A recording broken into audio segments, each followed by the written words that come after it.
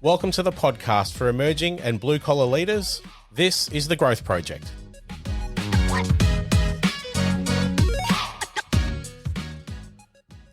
G'day everyone, welcome back to The Growth Project. Thanks for tuning in from wherever it is that you're listening from.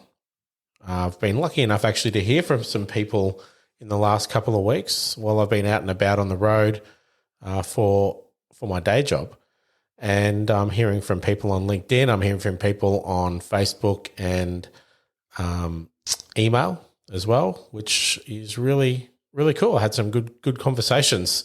And for people who know me as well, having some great conversations in person about all the things that we're talking about here on the podcast. So I would really encourage if anyone has any thoughts or just wants to engage in some discussion, don't hesitate to reach out. So just for my details again, I'll give those.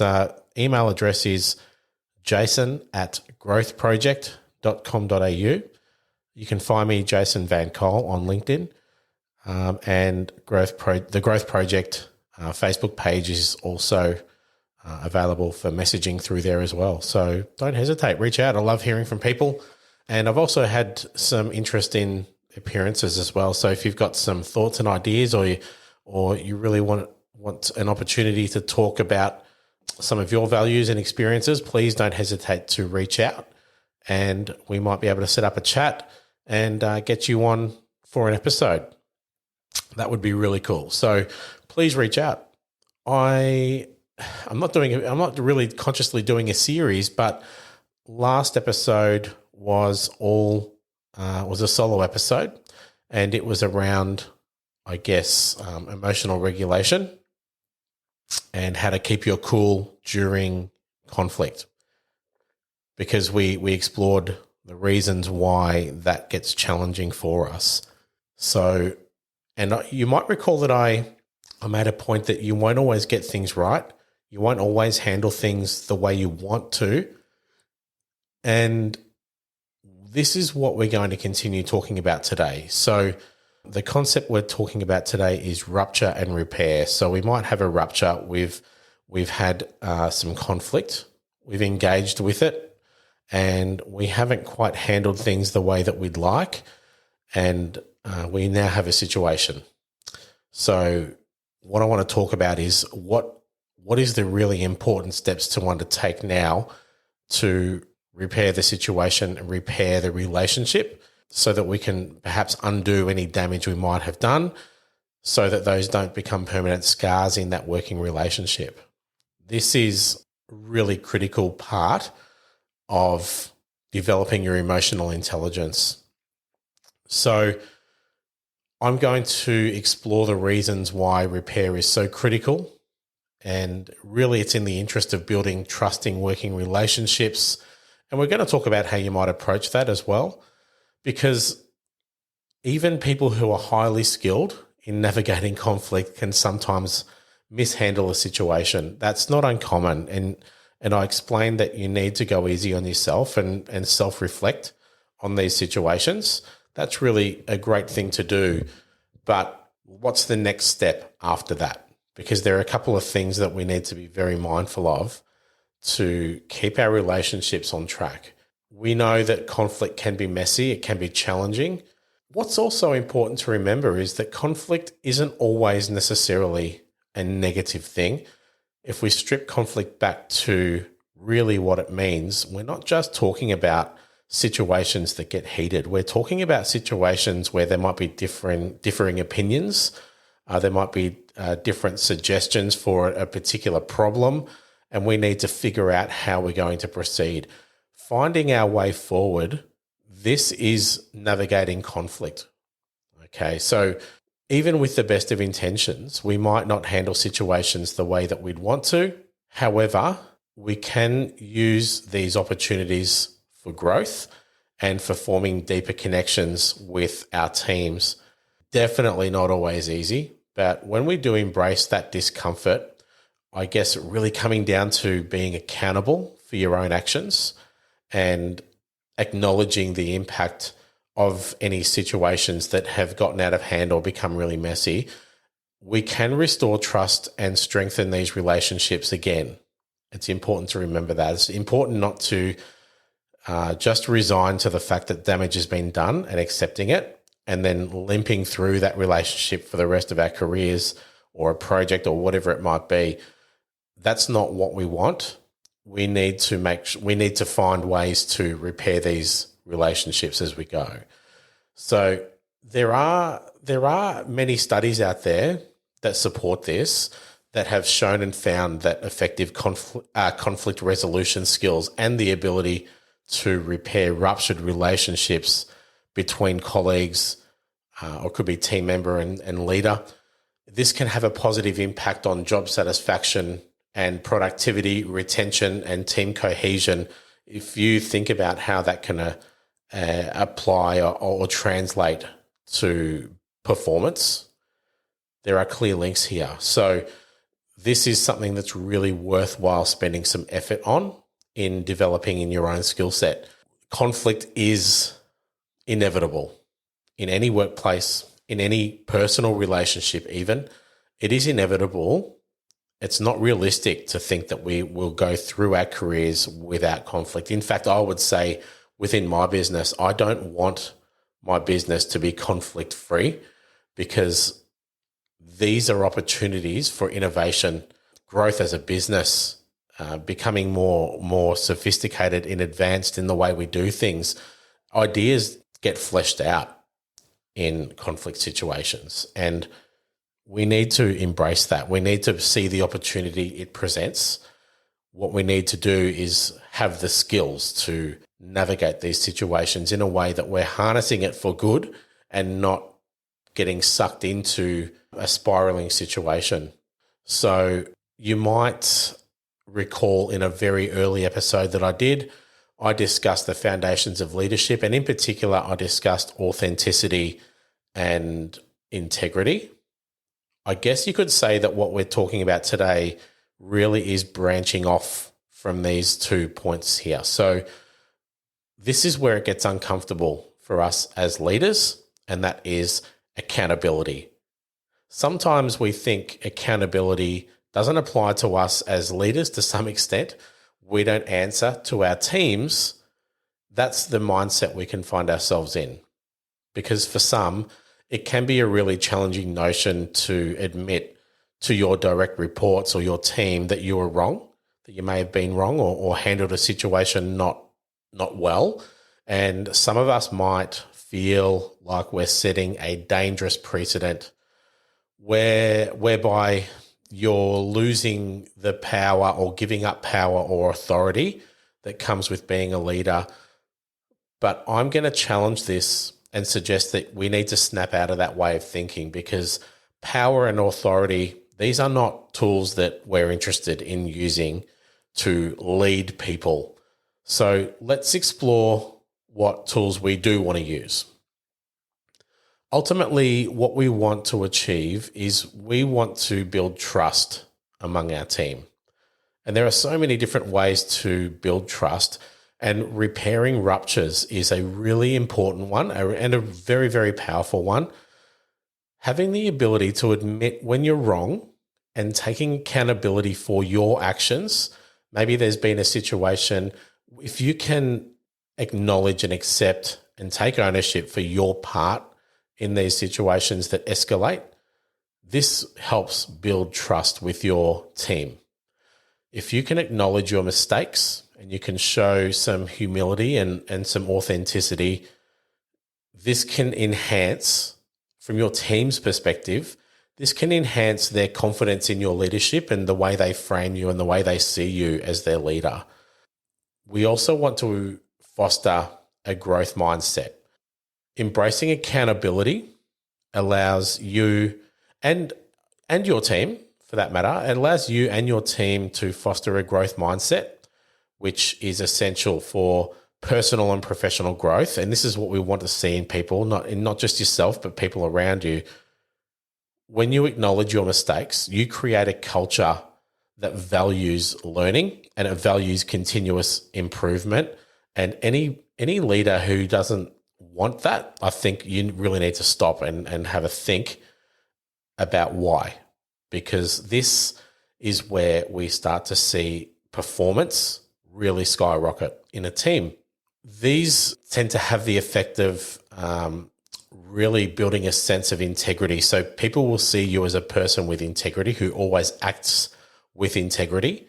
And all of these things we're talking about, when a team are led by a person who demonstrates these qualities, they tend to take on those qualities themselves. We spoke last episode about how, and the episode before, about how people tend to absorb and take on some of the behaviors that they're seeing around them, and in particular from their leader. So it all starts with how we conduct ourselves. Leaders who hold themselves accountable set an example for their team and everyone in their team to do the same. Because it demonstrates integrity and it demonstrates ethical behavior, and these are crucial for creating a positive working environment amongst your team and high standards of performance and high standards of communication, because we really, really want to need to encourage open communication. And it starts with, in this context of rupture and repair, it starts with admitting your mistakes. When you admit your mistakes, this encourages open and honest communication between your team members. And that's what we really want. If you're a leader, you're trying to deal with problems, you're trying to get to the bottom of things, you're trying to find out where things are at. If you want to have a good sense that you're really getting, you've really got a hold of what's happening, you've really got your finger on the pulse, you need to know, and you need to have a level of confidence that the communication you're getting back is honest and it's open. Otherwise, you can't really gauge whether what you're getting is a true reflection of what's really happening around you. So it's important to remember that when your direct reports see that you're willing to take responsibility for your actions, they're much more likely to feel comfortable in sharing their own concerns and their mistakes, and maybe admitting to mistakes or coming to you with mistakes that they've made or problems that they may have found or caused, or even just ideas, without any fear of repercussions or being judged or penalized in some way. This is where we start to really empower our teams, because taking accountability and responsibility when things don't go well doesn't diminish your power. It doesn't diminish your authority. And again, I did say before that I don't want to use these as tools, but in some ways, when I'm talking about managing, which I see is very different to leading. Managing and leading are not the same thing. So power and authority sometimes become a factor in management, and sometimes they're a necessary, I wouldn't even say tool. Sometimes the power and authority needs to be utilized in terms of decision making. But we want to empower our team to admit their mistakes, like we do, or like we will, because when they start becoming and feeling empowered to drive decisions and to drive innovation and to drive their own development, this is where we start to see this creeping into the success of our teams. So not only can collaboration lead to process improvement, performance improvement, these often happen because of the strengthening sense of teamwork and the sense of community. And one of the really important things that it does too is it starts to build a more resilient team. We start to close resilience gaps, and these resilience gaps are often what lead into conflict situations that can escalate. So a culture of accountability, I guess where I'm getting to, it helps us build resilient teams that can be much better equipped for navigating challenges and problems and better adapt to change, which we all know can be a really, really hard thing to keep a team facing north when we're affected by change. But when leaders take responsibility for their own actions, it sets the tone for the entire team to take ownership and to work collectively towards overcoming any obstacles and achieving any shared goals that you might have or vision that you have for your team. So as a leader, one of the most, I guess, challenging parts of your job is to build an environment of trust amongst your team and form strong connections between people. And this might sound all warm and fluffy and irrelevant, but it really is smart to recognize the opportunity that these situations present to you in regard to, I guess, whatever your leadership mission is, whatever your why is that we mentioned earlier in the series at the very, very start. You can't get there without those solid relationships between team members. It's just not going to happen for you because you'll find yourself constantly putting out spot fires and chasing your tail, just trying to keep people interacting well enough to avoid conflict. That's not what we're happy with. We're not happy enough with that. We are wanting our team to be actively striving. So here's a suggestion. If you've had a rupture, the first thing you want to do is to wait until some dust has settled before you go ahead and attempt a repair. You might feel an urge to try and patch things up straight away if something has escalated, but when emotions are still high, then this is exactly the time not to do this. It's not going to have the effect that you'd like. It's likely to inflame the situation more. So the very first thing, number one, that I suggest is to wait. Let the dust settle before we attempt a repair. Okay, we need to give it some room to breathe. The next thing is that once we feel that things have calmed, we can simply follow up with the person, and this is where we need to start taking some accountability. Now, I'm not saying that the other person doesn't need to be accountable. That can be a part of the follow-up as well, but it's important for us to detach from that and also take accountability for our own contribution to the problem. I think it's naive to think that when we encounter problems in the workplace, that a leader hasn't in some way either played a part in how things have panned out or could have provided some kind of intervention or, I guess, lending some emotional intelligence to the situation or to foster some problem solving to try and keep things on track. In a lot of cases, if I think back over most, if not all, situations, really tricky situations that I've had to deal with as a leader where things might not have gone to plan, almost always I have played some role in it. I've had some hand in it, whether it was a direct contribution or a lack thereof. So you need to be honest with yourself to acknowledge your own part in this, because that's the only way you've got an opportunity to demonstrate some accountability and integrity. So what you want to do next is really simple. You want to follow up with the person, demonstrate this accountability that I've been talking about for how the conversation unfolded. Tell them that you're not happy with how you handled the situation yourself, and talk about how you want to be handling these situations. Explain that you're actively working on how to handle these things, and if an apology is appropriate, you should absolutely give an apology as well. Imagine a scenario. Here's a scenario. Imagine where a team member came to you with a problem on a particular job and you became very frustrated. The other person escalates and so do you.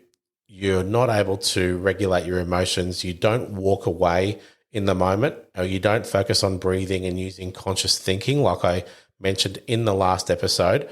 You both get heated and say things that you regret, and the relationship may have been damaged. You've waited until emotions are stable and things have calmed. Here's what a repair could look like. I'll give you an example.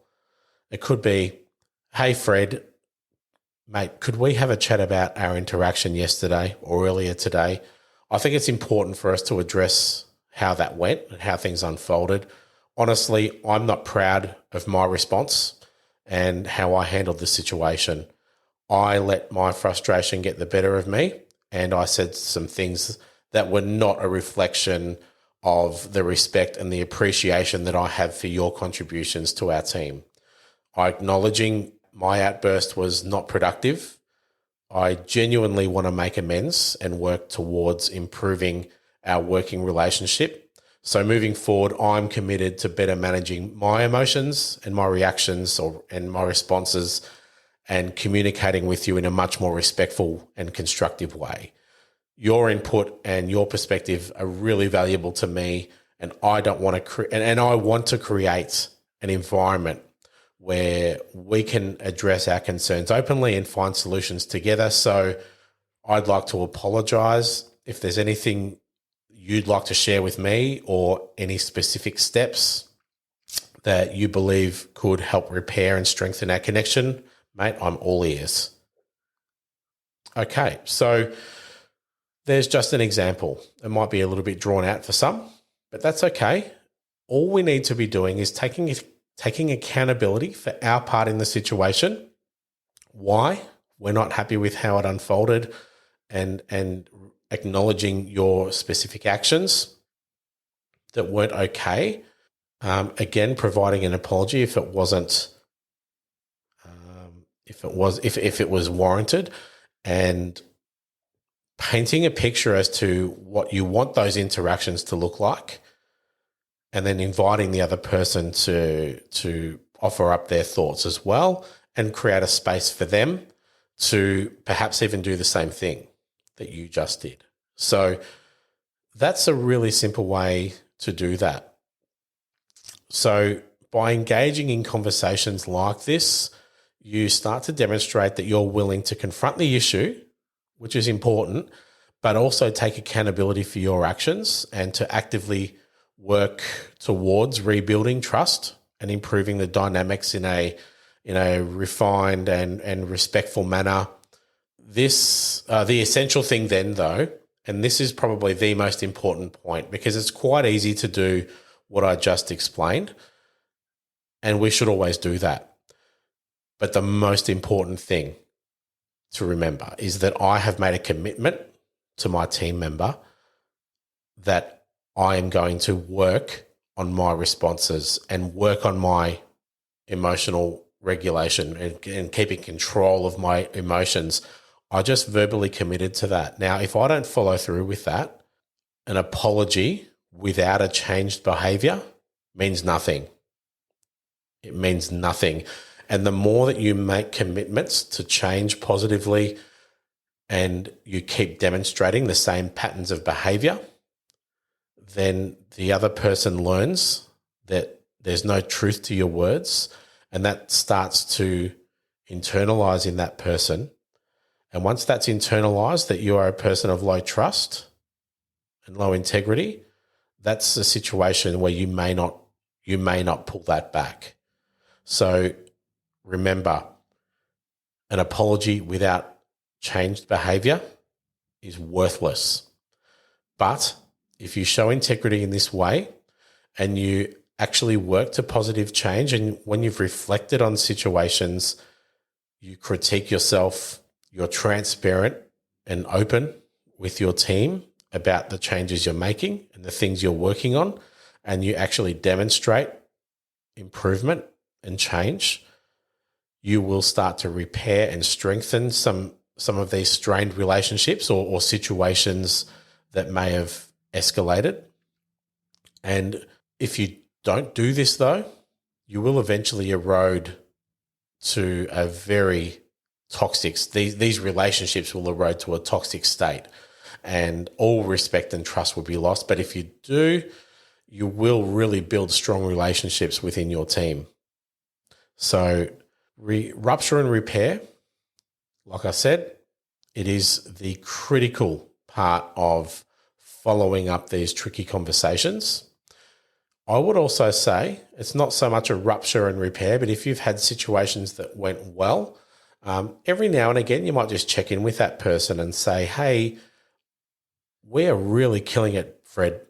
The last few problems that have come up, we've really handled really well. High five, like celebrate those wins as well.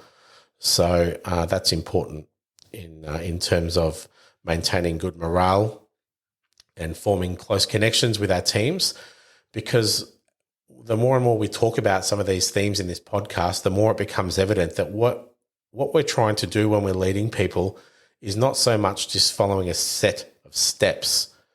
It's not like a technical process. What we're trying to do is form connections with people, form solid relationships with people, and process doesn't necessarily achieve that. That comes with demonstrating positive behaviors. And if we think back to those foundations of leadership, really anchoring to those as well. So I hope you found some of that information useful. Again, I always encourage people to go off and do their own reading and research, listen to other podcasts and read books and all those sorts of things. It's a really good thing to do. Keep an open mind and feed your mind with as much of this information as you can. Please don't hesitate to reach out either. Like I said before, you can get in touch with me through Facebook, the Growth Project. You can message me through there, jason@growthproject.com.au. You can also find me on LinkedIn. I'll put some links in the show notes. If you're interested in coming on, having a chat about any of these themes and you've got something to say, I'd love to hear from you. So stay well, everybody. Look after your teams, look after yourselves, and I'll chat to you next time.